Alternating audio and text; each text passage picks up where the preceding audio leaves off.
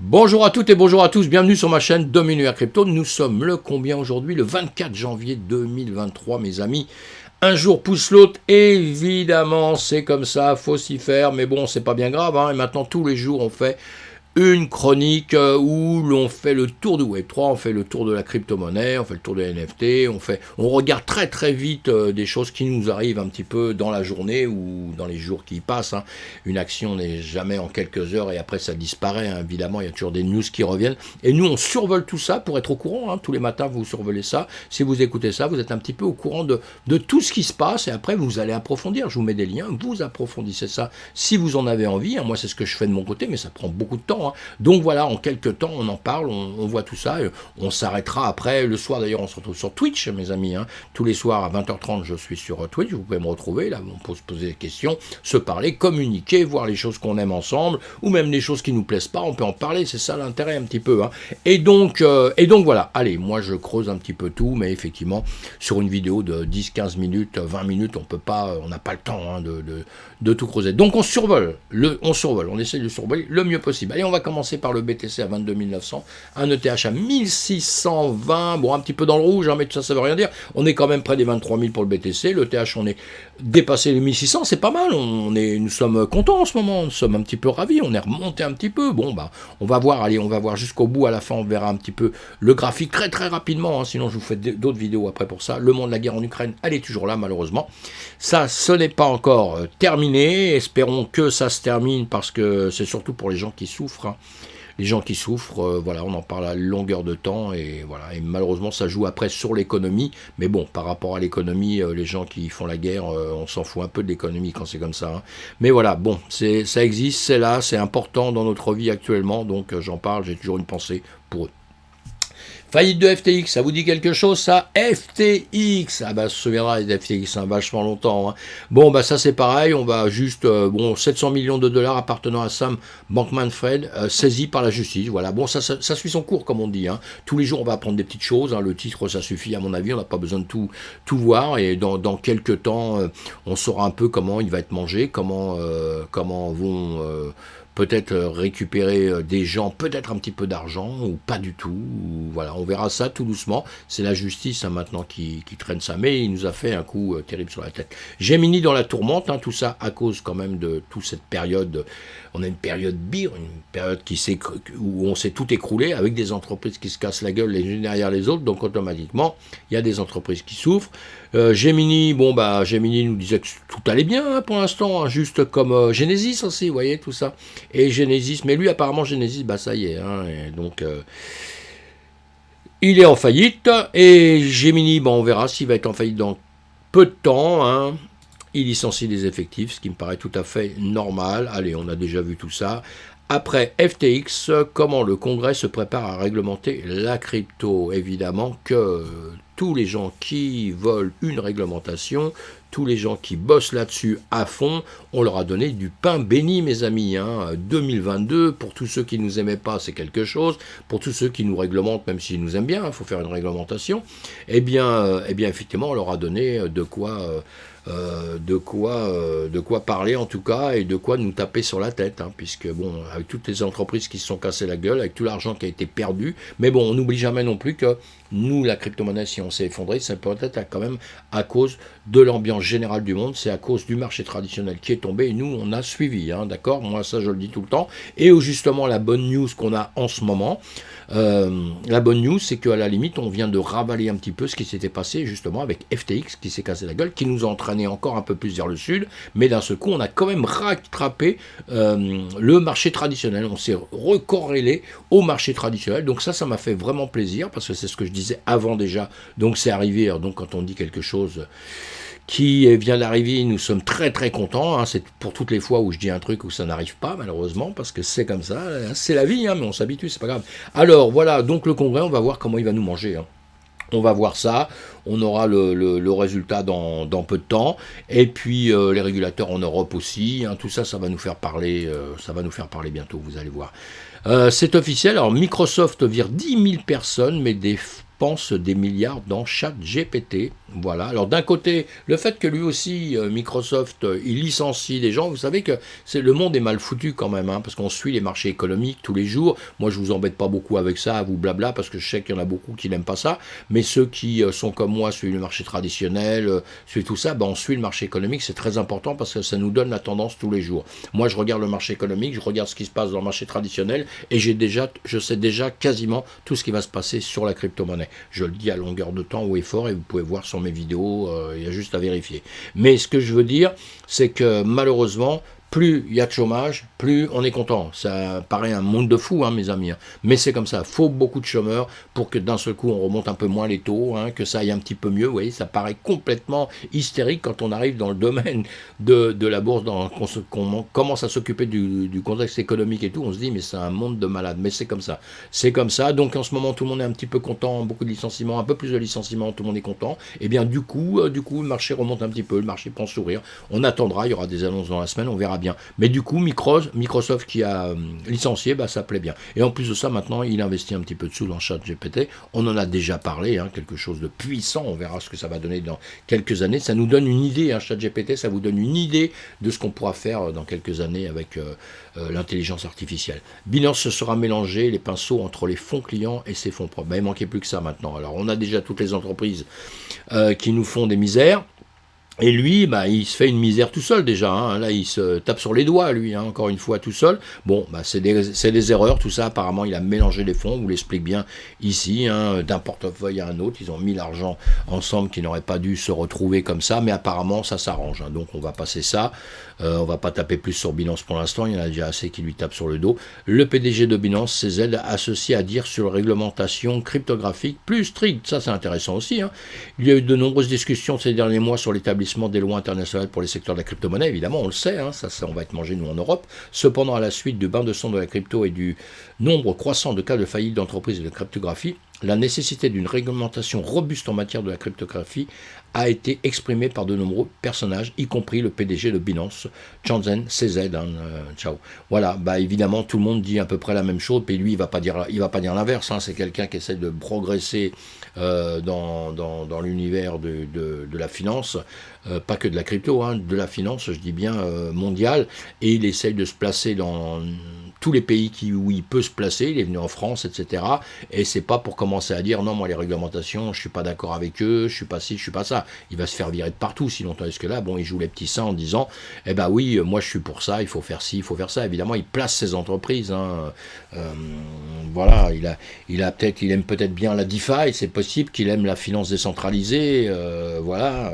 Mais je sais pas si on a la même vision de la finance décentralisée entre Binance et moi. Et je veux pas dire du mal sur Binance. Hein. C'est très bien, hein, pour les gens qui démarrent, tout ça, vous êtes sur un truc comme ça qui est plus sécurisé que des trucs qui ont des petits volumes que personne ne connaît, donc on va pas lui dire du mal sur lui. Allez, j'avance, on n'est pas là pour blablabla là-dessus. Stellar, XLM intègre la CFTC. Bon, l'adoption de la blockchain fait un pas de plus, ça c'est bien, hein, ça c'est bien.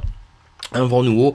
La Stellar Development Foundation pourrait jouer un rôle majeur dans l'élaboration des normes encadrant l'industrie blockchain et crypto. En effet, elle pourrait faire entendre sa voix dans le conseil qui guide les actions de la communauté Future Trading Commission, la CFTC, hein, que on connaît bien quand on est trader, tout ça.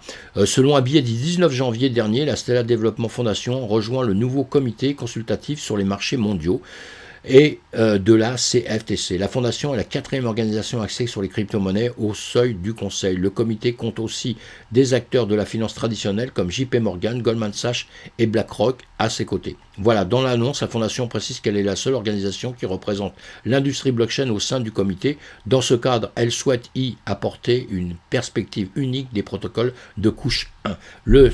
La Stellar Development Foundation veut également y agir en faveur des stablecoins qui constituent, en reprenant ces mots, l'une des applications les plus critiques des transferts de fonds. Dans les détails, l'organisation souhaite mettre en évidence les rôles des stablecoins sur les marchés crypto, ainsi que leur cas d'utilisation dans la vie réelle. On a bien compris cette année que le stablecoin, c'est quelque chose de très très important, parce qu'il y a encore un peu plus d'un an, bon, on savait, on en parle entre nous, tout ça, on savait que qu'il pouvait y avoir des petits problèmes dessus, etc. Mais là, on a vu cette année l'UST qui s'est effondré totalement, qui a fait perdre d'argent à une tonne de gens, plusieurs peurs sur d'autres qui ont vraiment décroché, où il y a eu des pourcentages énormes, alors que ça ne devrait pas, parce que le stablecoin, c'est fait pour être en équilibre avec le dollar, avec l'euro ou autre. Vous voyez, ça doit être en équilibre. C'est-à-dire, un chose, ça doit être $1. Vous voyez, bon, voilà, c'est comme ça, et on ne peut pas avoir 0,5 et $1. Enfin, voilà, c'est compliqué pour ceux qui ne connaissent pas les stablecoins, mais si vous voulez, on en parle le soir sur mon Twitch, tous les soirs à 20h30. Là, on peut parler de tout ça. Allez, j'avance. De toute façon, vous avez les liens, vous irez voir ça. Circle dit que l'USDC, Circle, c'est un stablecoin. L'USDC, c'est un stablecoin, est un dollar avec des super pouvoirs. Oh, ouais, poussé pour plus d'inclusion. Ouais, des super pouvoirs. Circle, alors on va le dire vite fait, le fondateur du SDC, a assisté au Forum économique mondial, le WEF, pour expliquer pourquoi l'USDC est un dollar doté de super pouvoirs. Ouais, c'est pourquoi alors. Ça s'est déroulé du 16 au 20 janvier à Davos, on en a parlé X fois, avec beaucoup de monde dedans, évidemment, beaucoup de gens. Selon l'annonce de Circle, l'événement avait une importance primordiale pour l'entreprise. Circle a déclaré avoir utilisé la plateforme WEF pour réinitialiser le récit cryptographique en mettant l'accent sur les croissances inclusives, la durabilité et les cas d'utilisation enracinés dans la valeur d'utilité de l'USDC et de la technologie blockchain. Circle a organisé plus d'une douzaine de conversations avec les participants du WEF, où il a résumé l'évolution de l'argent et les approches réglementaires de la cryptographie qui favorisent l'innovation responsable. Allez, je vous lis pas le reste, vous irez voir, c'est du blabla de toute façon, parce que maintenant la seule chose qui va nous donner la preuve de tout ça, eh bien c'est comment ça va se passer dans l'avenir, mes amis, parce que jusqu'à présent j'ai entendu beaucoup de sociétés qui disaient je suis la meilleure, je suis meilleur que les autres, je suis le plus fort, je suis le patron et tout ça, et aujourd'hui ils ont disparu. Donc voilà, donc tout ça pour dire, on reste prudent et on ne met pas tous ses œufs dans le même panier. Voilà, si vous voulez les stablecoins, vous n'êtes pas forcé d'être sur un seul stablecoin, vous pouvez mettre sur 2, 3, voyez, comme ça, s'il y a le moindre problème, au moins on a sauvé quelque chose. Comme pour tous les actifs et tout le reste aussi, c'est pareil, on ne met pas tous ses œufs dans le même panier. Genesis Coins, alimentant 35% des transactions mondiales de guichets automatiques Bitcoin, acquis par les fondateurs de Bitstop. Voilà, donc ils ont acheté ça, c'est bien, Genesis Coin, la première et la plus grande plateforme logicielle de guichet automatique Bitcoin au monde, a annoncé aujourd'hui avoir été acquise par les premiers pionniers des guichets automatiques Bitcoin, Andrea Barnard et Doug Cario, voilà, qui sont déjà bien connus dans notre système. Là, il vous explique un petit peu le pourquoi du comment, tout ça. Donc, vous allez voir si vous voulez. C'est des acquisitions d'entreprises. Eh bien, c'est un peu normal. Puis, dans des périodes un petit peu difficiles comme les nôtres, il y a des gens qui vont faire mieux que d'autres, qui vont continuer à grossir et d'autres qui vont s'écrouler. C'est comme ça. À chaque bear market, c'est toujours la même chose. Début mitigé pour les NFT Porsche. Oui, ça n'a pas très bien marché, le NFT Porsche. À côté du NFT, l'américain, l'ancien président, lui, il a cartonné avec son truc. Et donc, ça marche pas très bien, mais bon, je vous ai mis un petit peu les news, vous allez voir. Le marché NFT, alors par contre, Blur fait un démarrage impressionnant, va-t-il renverser OpenSea, un concurrent qui a bien démarré. L'écosystème NFT a montré des signes de rebond dans la dernière partie de 2022, et un petit nouveau sur le bloc a alimenté cette reprise. Dans la bataille des marketplaces NFT, Blur défie OpenSea. Voilà, vous allez voir tout ça. Si vous ne connaissez pas, vous tapez Blur sur Google, tout ça, vous allez voir un petit peu ce que c'est, c'est ça qui est important. Et CryptoActu nous dit quoi? NFT, des ordonnances judiciaires non fongibles pour régler des litiges crypto. Oui, donc ça nous servira à régler des litiges crypto. C'est pas mal, parce que le NFT, c'est pas simplement un truc, qu'on achète juste pour faire de l'argent, juste pour dire, tiens, je l'achète aujourd'hui, je le vends demain, j'ai un bénéfice, parce que pour beaucoup, c'est ça, le NFT, c'est un peu plus, pas plus sérieux que ça, mais ce sont des jetons non fongibles qui prouvent des propriétés, qui prouve la propriété de quoi que ce soit pour quelqu'un, à quelqu'un, eh bien c'est quelque chose de puissant, moi je trouve de très très très puissant, et aujourd'hui je pense qu'on n'en parle pas toujours sérieusement, et on oublie un petit peu toutes les fonctions du NFT. Donc vous allez lire ça, il vous en donne quelques lignes là, donc voilà, et puis entre nous on en reparle, c'est hyper important. NFT Portfolio Tracking, alors ça c'est quoi? Plateforme d'analyse NFT, ah oui, l'acquisition étendra la portée WGMI aux plus de 10 000 utilisateurs d'actifs de Flore. Flore apportera des fonctionnalités d'analyse de Waymin à sa plateforme de suivi de portefeuille. Le fondateur de Waymin, Thomas Mancini, a rejoint Flore à plein temps. Voilà, l'application de suivi de portefeuille NFT Flore a acquis la plateforme d'analyse NFT WGMI.io pour un montant non divulgué. Bon, quand on ne sait pas, on ne dit rien. Alors, au cours des prochains mois, Flore intégrera certainement des fonctionnalités d'analyse approfondies, voilà, de WGMI dans l'application. Waymin, je ne sais pas, pour prononcer ça, c'est compliqué. Hein. Donc, vous voyez, hein, c'est des acquisitions d'entreprises qui vont servir. Normalement, une entreprise, quand elle acquis d'autres entreprises, c'est qu'après, ça va en plus lui servir à quelque chose. Hein. Normalement, c'est un peu comme ça. Hein. Que ça fonctionne, le monde normal, le Web 3 est une façon pour Yves Saint-Laurent, ISL, beauté Yves Saint-Laurent, beauté, je vais y arriver, d'explorer une nouvelle forme de fidélisation des clients. Voilà, très bien. Hein. Après une première collection NFT sortie en juin 2022, on en avait parlé à l'époque évidemment, Yves Saint-Laurent Beauté sort sa seconde le 30 janvier. Voilà la news que je voulais vous dire, donc c'est bientôt. Suivez tout ça si vous en avez envie. Et lui, il est mignon, on le connaît, hein, les Schtroumpfs, s'attaque au Web 3. Il est mignon celui-là, hein. Bon bah voilà, les Schtroumpfs avec Polygon, hein, le jeu basé sur NFT est né, se prépare. C'est une petite annonce qu'il y avait là, le Schtroumpf se prépare à lancer une gigantesque projet NFT sur la blockchain Polygon qui contiendra plusieurs éléments de jeu interactifs, deux grandes collections NFT et se vantera d'une équipe de développeurs expérimentés dans les Web3. De plus, il aura des partenariats avec Zengo Wallet et Lancer, un média social décentralisé avec des racines profondes dans la scène crypto. Voilà, vous vous intéressez à tout ça, c'est des titres, c'est des choses qui arrivent, donc il faut être un petit peu au courant de tout ça. Mes amis, rapidement, on va regarder quelque chose. Le BTC, il n'a pas bougé depuis tout à l'heure. Vous avez le marché, hein, le calendrier économique, mais ça dépend à quelle heure, quand est-ce que vous regardez cette vidéo, évidemment, on est bien d'accord. Et ici, nous, sur nos cryptos, vous le voyez sur coinmarketcap.com, vous pouvez aller voir ce qu'on performé en 24 heures, vous tapez sur 24 heures, et là, c'est pour ça que je vous l'ai fait voir, il y en a un là, oh là là, celui-ci, le threshold T, 114% en 24 heures, on le regarde en une fraction de seconde, pareil, bon, voilà, bon, il a bien performé. Alors quand quelque chose performe comme ça, je voulais vous le faire voir juste pour deux choses, évidemment ce sont des choses qu'on voit ensemble sur Twitch, et je fais des vidéos pour ça, évidemment, je fais des vidéos sur les graphiques, on explique un peu plus les graphiques, évidemment, mais là c'était pour juste vous le dire en 2 secondes, quand quelque chose performe comme ça d'un seul coup énormément, ne vous amusez pas à l'acheter tout en haut. Parce que vous avez raté le départ, c'est tout. Le départ, c'était ici, hein. C'était là pour ceux qui le suivaient. Hein. Il y avait un départ qui était flagrant, on va dire, flagrant, parce qu'à partir du moment où ici, boum, si vous êtes trader ou quoi que ce soit, hein, vous suiviez ça depuis quelques temps, ici ça faisait comme ça, et quand ça casse ici et que ça commence à monter là, évidemment que c'est flagrant. Et après on a des niveaux, hein, qu'on doit respecter, où on va faire demi-tour ou pas, et là bah, lui, celui qui avait pris les trades, hein, s'il a laissé courir, eh bien voilà, il y avait de quoi faire, mais on n'achète pas ici, on n'achète pas tout en haut mes amis, hein, comme il y a quelqu'un qui m'a appelé justement pour me dire qu'est-ce que je fais, j'en prends, moi j'ai dit non, tu prends pas maintenant, tu aurais dû prendre ici. Maintenant ici, à un niveau comme ça, on attend de voir ce qui va se passer. Voilà, parce que ici, soit il va remonter plus haut, soit il va revenir rechercher où il était. Il peut le faire. Donc vous devez aller voir les fondamentaux, ce que c'est, etc., etc. Et être prudent, mes amis. Il faut toujours être prudent. Il n'y a pas de miracle. Ou s'il y avait un miracle, il est passé là. Hein. Donc voilà. Donc vous avez vu, là, c'était une bonne chose pour ceux qui ont travailler là-dessus, on voit bien, hein, vous voyez les mèches comme ça, boum, c'est extraordinaire. Hein. Alors lui, déjà, depuis un petit bout de temps, il y avait des niveaux, ça on les apprend ensemble, on les voit ensemble, hein, évidemment, il y avait des niveaux, vous voyez c'est magique, hein.